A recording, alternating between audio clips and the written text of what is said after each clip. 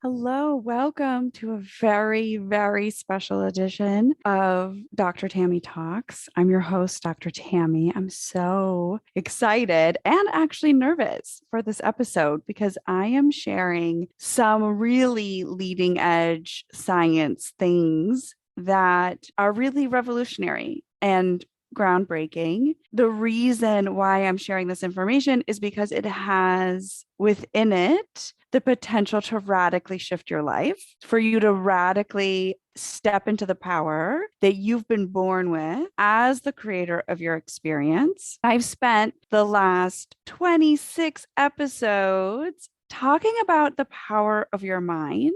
So last week was emotions as energy.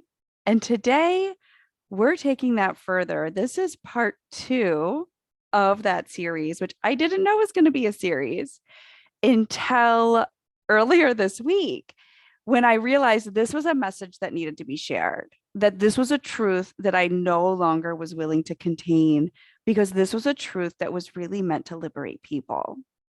And so I am presenting this information in a way that aligns with not just my own personal experience, but aligns with the experience of my clients. And because this information has come to light and because it is so fundamentally important, I believe to the body of work that's being created here and to the body of work that will liberate you, this is why I'm sharing it here with you today. I want us to talk about emotions as energy and take it a little bit further.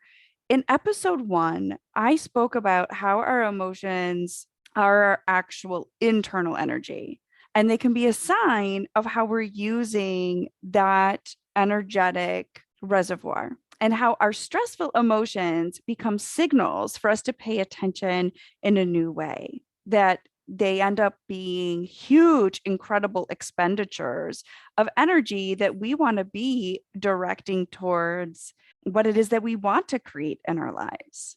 We don't want to be wasting that energy. And in part two, I want to talk a little bit about how emotions emit a signal into the field around us and why that's important, why that matters to how it is that we experience our own personal reality. So I want you to just do your own thought experiment with me, if you will. And just imagine yourself back in a situation where you weren't looking at the door, but you immediately felt the emotional energy of somebody that walked into the room, whether they were incredibly angry and pissed off, or whether they were overjoyed with love and excitement and enthusiasm. So just to bring yourself to that place where you can recognize that this is a phenomenon that exists. Once you've been able to just sort of establish, right, that our emotions are emitting a field, they're sensed. There's a sense that we can recognize in the emotions of another person. An emotional contagion, right? We know that is a very real phenomenon. That when we're in a community of people that are very stressed, we ourselves feel stressed. And vice versa. When we're in a community of people that are really connected to love, joy, happiness, appreciation, we feel that within ourselves. And so we are emotional beings. We are emotional sensing beings. And what's really interesting to me is as I've been working in this field, in this space, I've become increasingly interested in how it is that we create our reality, not just as an internal state of being, but how far does that extend beyond us? And what I've come to discover in the work with my clients and the work with myself is that as I do this inner work, as I do the thought work, thoughts being really the language of the brain, and as I do this emotional body work where I move my set point of emotions, which used to be consumed in stress, which is highly addictive, it ends up being a very easily perpetuated pattern of being. And that when we're in a state of being, when we have thoughts, when we have emotions, it's that our emotions become a set point in the body that then drives back thoughts to the brain. And so we end up in these sort of cyclical patterns of thinking and feeling or thought and emotions, we end up in these habituated patterns. And these habit patterns become largely unconscious. We're a habit forming species. It's a model of efficiency. It serves us really well in appropriate circumstances, like getting yourself to work or getting your morning routine started, right? You don't have to really have too much conscious effort to know that it's time to get out of bed and wash your face, brush your teeth, shower up, what have you. Habits are a model of efficiency. And we want to be aware of our habits because, in so many ways, they become unconscious patterns that keep us actually tethered to our past. And if you want your future to be any different than your past, then we want to get really curious about the stressful habit patterns that are in our thoughts and in our emotions. Because not only do these define our state of being, they dictate so much of our lives internally and externally. I want to look at this from sort of three lenses. I want to look at health. I'm a physician. It's in my blood, so to speak. I am incredibly interested in the health of people. I want to look at our overall state of well-being, our levels of happiness and joy. And I care very much about the human potential piece, which is how it is that we become the creators of the success and create greater success in our lives that goes beyond anything we've experienced thus far. So I want to talk in these three spheres because these are my three great passions for the human experience, and why thoughts and emotions are so critical to these three things. So when we talk about health, a lot of people talk about genes and our genetic expression. And what we now know is that truly more than 95% of what we call genetic, I'm putting that in air quotes here, genetic diseases, yes, it's because there's biomarkers in the DNA, but those biomarkers are activated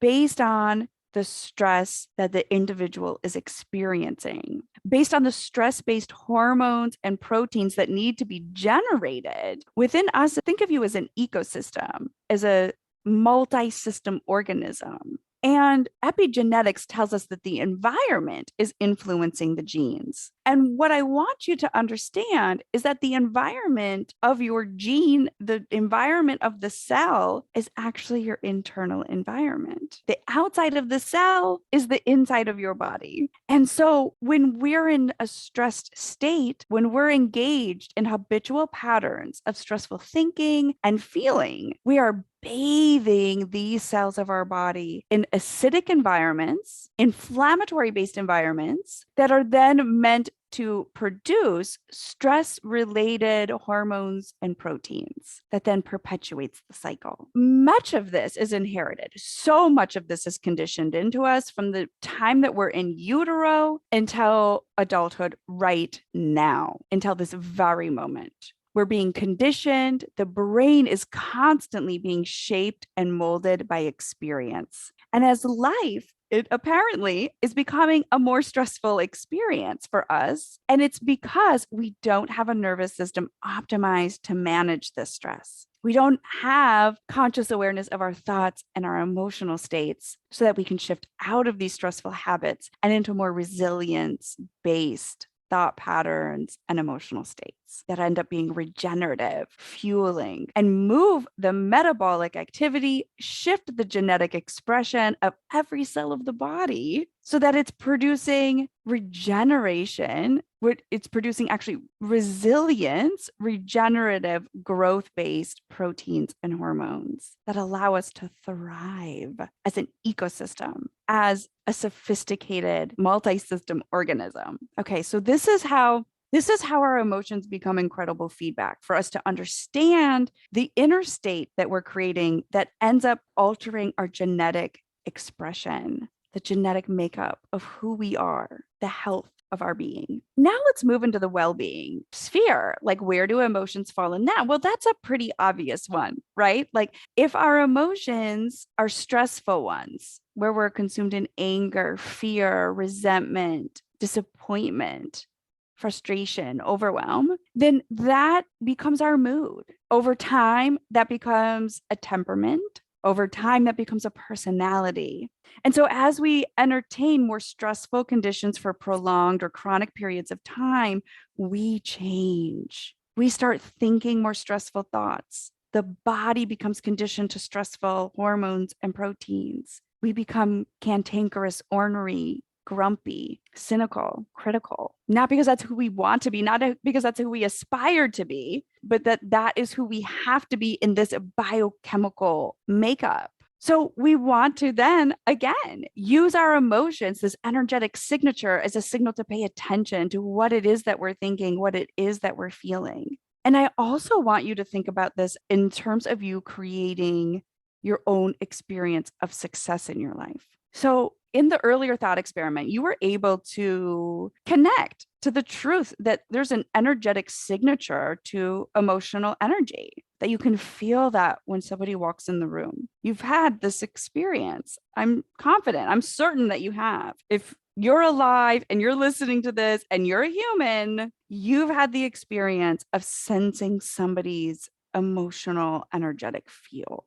And all biological systems emit and respond to electromagnetic energy. So we have something like 45 miles of nervous system wiring in our body.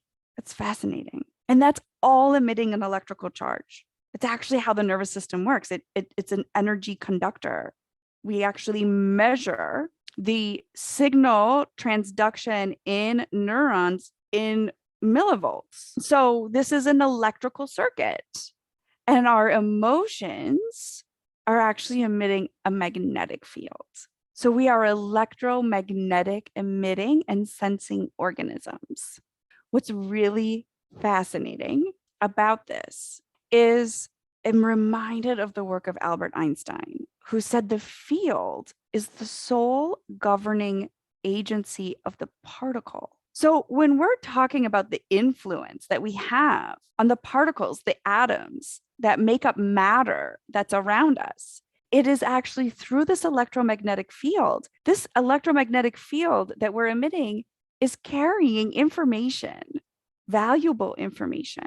And what's very interesting about this is that as we become more coherent, a skill that I'm obsessed with, if you haven't noticed, as we become more coherent and we reach for higher coherent states, our electromagnetic field increases.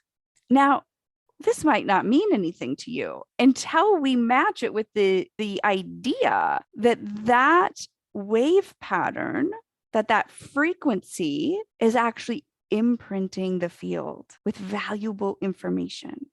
And that when we have a pure intention set on this coherent wave pattern, well, my friends, magnificent things happen. And they're happening in my life and they're happening in the lives of my clients. And I want them happening in yours. We are so much more powerful than we ever thought possible. Your thoughts, your emotions, not just fuel your life, they inform it and they inform your surroundings. So many of us live our lives in a pattern that we've inherited, that's actually been imprinted upon us from our childhood, from our conditioning and those closest to us, from the conditioning that we've received from those closest to us, from the society within which we live, from the culture within which we function and live and work and play. What's really important about this is becoming more conscious, raising our level of awareness. And when we do that, we also want to do that with so much curiosity and compassion, because it's really easy for this work to get turned into sort of a shame and blame game. And awareness is never meant to be that. It's always meant to be a tool for liberation, a journey towards truth, freedom, love. And we just keep stepping one foot at a time, one step closer to truth, freedom, joy, love. Because on this journey, we become the creators of our own experience. And we do so by choosing the thoughts and the emotions that coincide with the future we want to live.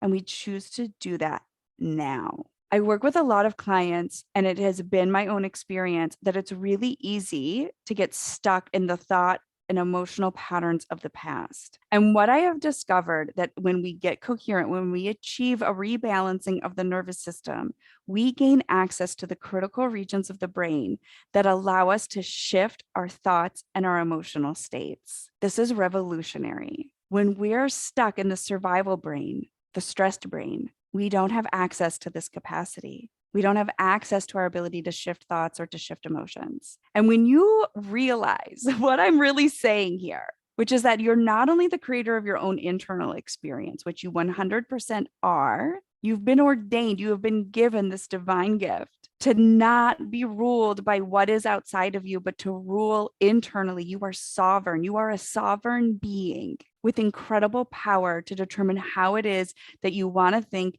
and you want to feel based on your intentions, based on your highest values, commitments, and goals in your life. You have this power. And then when you realize that this not only affects your life, the way that you show up, the way that you behave, the way that you act, the way that you react, or the way that you enact, and that determines the results of your lives. And then you combine this with the understanding that not only are you showing up differently in your life, but that you inform the field of what it is that you want. You realize that the law of attraction isn't just something that is happening. You realize you're informing it. You're guiding it with your thoughts, with your emotional energy. And so we start practicing that now.